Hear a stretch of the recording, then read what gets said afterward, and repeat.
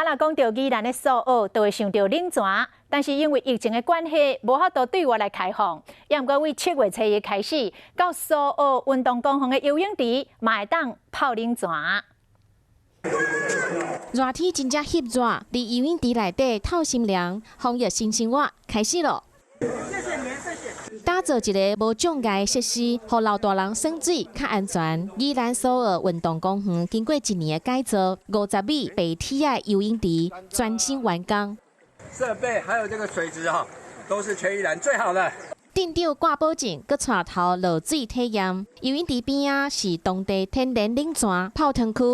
这边比较冷，这边比较冷。这样照起来还是不会说冷到就是丢起来。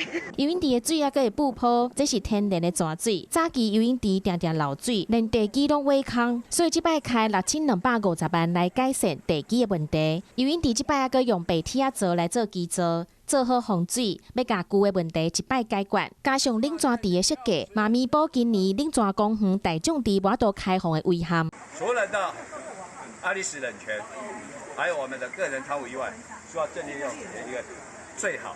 篮球、网球，还佮有垒球场，嘛拢伫7月初一要正式启用，要互宜兰乡亲伫热天会当欢欢喜喜来运动。